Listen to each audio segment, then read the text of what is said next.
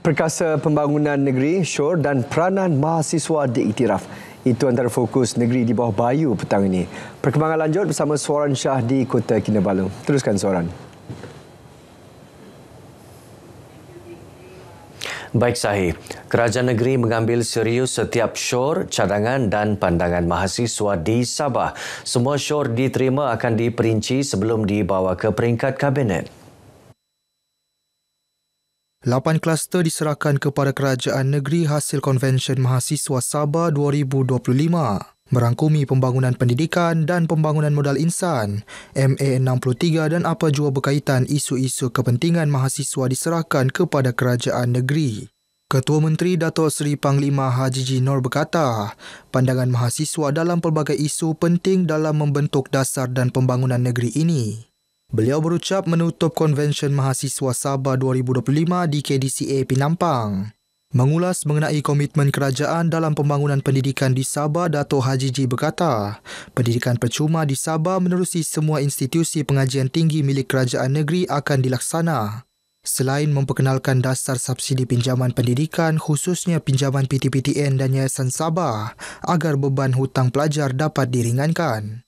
Datuk Haji G berharap lebih 970,000 pengundi muda di Sabah akan membuat pilihan bijak dalam memastikan kesinambungan pembangunan dan kemudahan pendidikan terus dinikmati.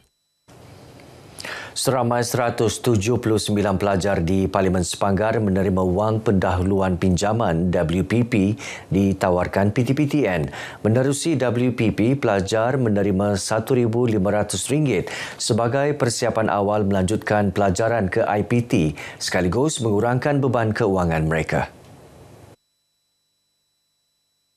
Jadi kita harap dengan wang pendahuluan ini mereka dapat gunakan untuk proses mendaftar ke universiti masing-masing yang kebanyakannya akan berlaku pada minggu depan. Jadi kita tidak mahu ada kes-kes seperti dahulu yang ada pelajar-pelajar yang tidak bersedia untuk pergi mendaftar. Beliau berkata pihak PTPTN turut memaklumkan sekiranya pelajar mendapat keputusan kelas pertama, mereka boleh mendapatkan pengecualian pembayaran berkuat kuasa semula pada 1 September lalu. Saya terima kasihlah kepada YB dengan PTPTN yang bagi bantuan kepada kami yang berkeperluan untuk memudahkan lagi proses pendaftaran kami ini. Ini juga dapat meringankan beban bapak kami. Terima kasih sangat-sangat kepada mereka lah. Bantuan ini dapat meringankan beban dari segi yang belum membayar iuran pendaftaran dan juga untuk print assignment dan juga barang-barang keperluan seperti makanan dan juga barang keperluan untuk digunakan di dalam college. I think mostly yang untuk generasi muda sangat bagus sebab banyak yang terhalang oleh financial untuk sambung belajar. So inisiatif ni baguslah supaya diorang dapat teruskan pengajian dan mempunyai masa depan yang lebih cerah. Sebanyak 4,000 bantuan bakul makanan giat diagih kepada ketua isi rumah di 36 kampung terjejas banjir di Membakut. Penyaluran bantuan diselaras UPPM serta kepimpinan peringkat akar umbi daerah berkenaan. Lebih 2,000 sudah kita agihkan dan kita ada lagi sebahagian dan insyaAllah lebih 2,000 lagi akan kita agihkan kepada mereka yang berkenaan. Dan mudah-mudahan dapat mengurangkan beban mereka. Dalam perkembangan lain, Dato' Arifin yang juga Exco Agama dan Pendidikan memberitahu laporan Jabatan Pendidikan Negeri Sabah JPNS sebanyak 38 sekolah terjejas banjir di Membakut akan menerima bantuan antara RM5 hingga RM10,000. Saya ingat kita juga perlu membantu sekolah agama dan sekolah Cina yang terlibat. Dan ini saya ingat mencecah lebih 40 buah sekolah dan kita akan bantu. Dan saya akan dapatkan maklumat yang terperinci daripada pengarah Jabatan Pendidikan Negeri Sabah dan juga daripada setiap pengurusi bencana banjir di daerah masing-masing iaitu DO dan EDO. Pembersihan dua pusat pemindahan sementara PPS di SJKC Peyin dan SMK Membakut yang telah ditutup juga giat dilaksana. Selain pembersihan, kira-kira 40 sekolah termasuk 2 sekolah agama terjejas banjir sebagai persediaan pembukaan semula sekolah esok. Di Beaufort, sebanyak 427 bakul makanan disalurkan kepada ketua isi rumah KIR terjejas banjir di Kampung Lago dan Suasa dalam Dun Lumadan.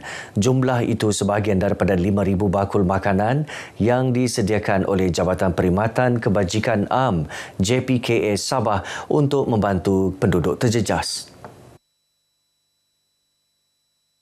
Kita telah pun membekalkan baras, gula, kopi dan barang-barang yang lain sebagai meringankan bebanan mereka yang mana mereka telah pun tidak dapat keluar sebenarnya pada banjir yang bermula pada 8 hari bulan September sehingga 18 hari bulan, lebih kurang dalam 14 hari.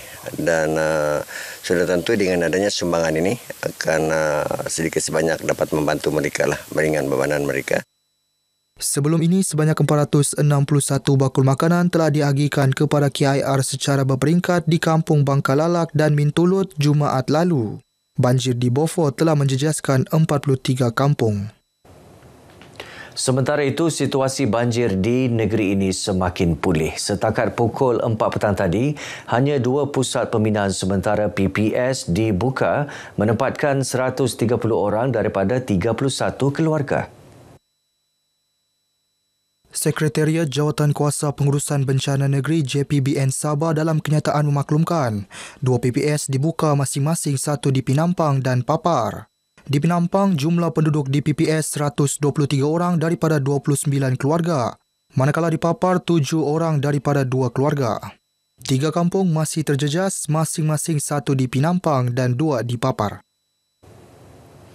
Kementerian Pertanian dan Keterjaminan Makanan KPKM terus memperkukuhkan agenda merakyatkan pertanian dengan penganjuran mini karnival di daerah pedalaman Sabah.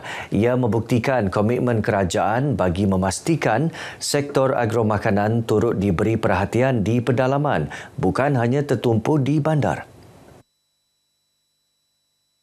Timbalan Menteri Pertanian dan Keterjaminan Makanan Datuk Seri Arthur Joseph Kurup berkata, karnival ini membuka peluang kepada petani tempatan meneroka potensi perniagaan selain menyasarkan penglibatan belia luar bandar dalam sektor pertanian.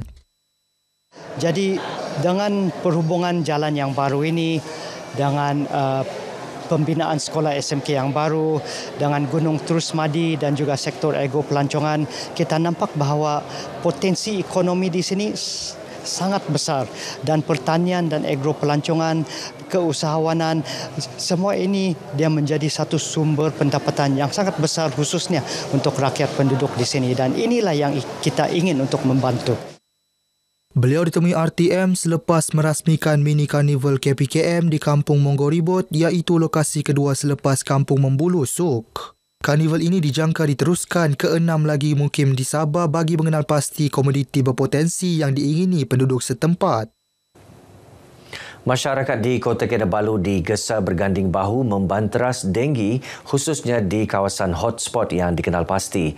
Kesedaran awam dan tindakan bersepadu daripada semua ahli komuniti adalah kunci penting dalam memutuskan rantaian jangkitan denggi. Ada 11 hotspot 3 KK, Taman Cantik berulang 2 kali sudah. From time to time, itu merupakan salah satu isu yang kita amat pentingkan. Kerana apabila adanya ini air dia takung, dia tak boleh keluar, sampai dia ada masalah inilah. Ini penting untuk kesihatan awam. Beliau ditemui pemberita selepas melancarkan jelajah Agenda Nasional Malaysia Sihat ANMS Parlimen Kota Kinabalu dan sambutan Bulan Malaysia Sihat Sejahtera BMSS Daerah Kota Kinabalu. Terdahulu dalam ucapannya, Datuk Chan berkata, pelbagai inisiatif kesejahteraan kesihatan rakyat telah dilaksanakan kerajaan termasuk ANMS. Ia kini diperluas melalui program jelajah di setiap kawasan Parlimen. Baik saudara, paparan itu mengakhiri perkongsian dari Sabah petang ini. Terus ikuti berita wilayah bersama Sahi untuk lebih banyak perkembangan semasa dalam negara. Malaysia Madani, rakyat disantuni. Silakan Sahi. Baik Soren, terima kasih.